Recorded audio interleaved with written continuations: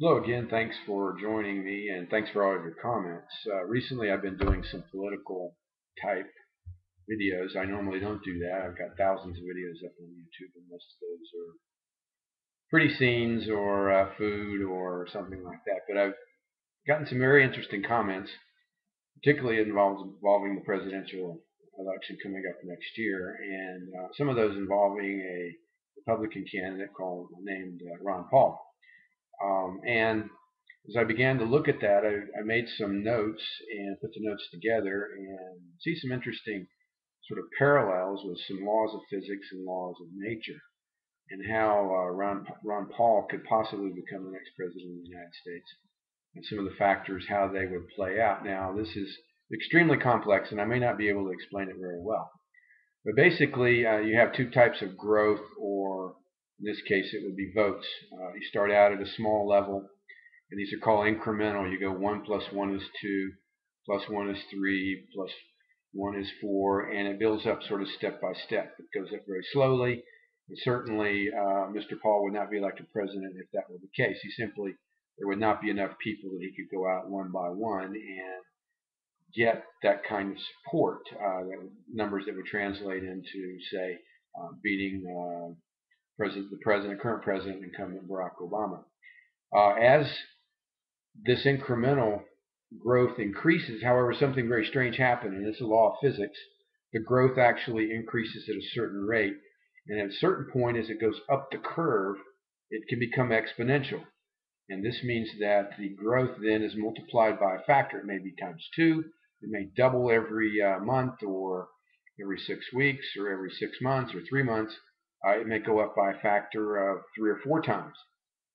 So that what happens in the end is you have what's called an emergent system, or a new paradigm that's different from the status quo. The incremental step by step is the status quo.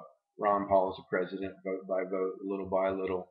He gets support, but doesn't get enough to get elected. However, if things happen, then it could be an exponential growth of his vote getting capability, and he could emerge. The emergent system would, in fact, be Ron Paul as the next president of the United States. Now, this spectrum, as you would say, as you call it, from incremental to exponential, is described by what is called algorithms, or these are mathematical terms, and they're extremely complex. And they're common in physics. You have to be a physicist to really understand them, or a mathematician. It involves advanced math, calculus. Basically, you're taking what factors would have to happen in order for the incremental change to convert into an exponential change, and for the growth, or in this case, the vote getting of Ron Paul, to shoot up. And without getting into that, because to be honest with you, I don't understand that, but I've seen this algorithm of incremental exponential spectrum happen across many different areas. And one of the things that's interesting is that, for instance, right now, Ron Paul supporters will be telling the growth will be fairly steady. These are called endogenous shocks. These are shocks of the regular campaigning. We send out a flyer, we do the normal sorts of things, we go on TV, and the growth would be somewhat incremental. Then you have what could be called the exogenous shocks. These are shocks from the outside that are not part of the Ron Paul campaign. And these could be things like the other candidate self-destructing. For instance, Rick Perry blowing his campaign, Michelle Bachmann blowing in her campaign. And as it appears, Herman Cain is getting ready to blow his campaign. Eventually, there's nobody left, and these external shocks would then allow Ron Paul a chance to gain the nomination. This is certainly a possibility. Another possibility for Ron Paul might be the collapse of the financial solutions in Europe, which would position him as very different from either Obama, Cain, or Romney. Paul would be on the other side. Paul is not a supporter of bailouts. Paul is not a supporter of Wall Street. He would not be in favor of bailing out French banks or the country of Italy under any circumstances.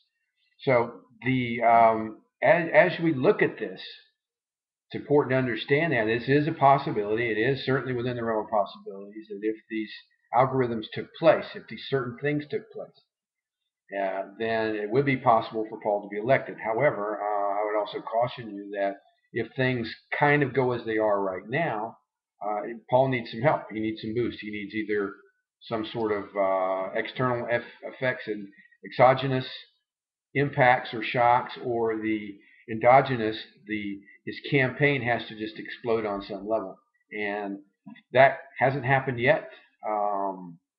Currently, he's still sitting pretty far behind the main leaders there. However, there is some time left. It is possible things in Europe could get very nasty.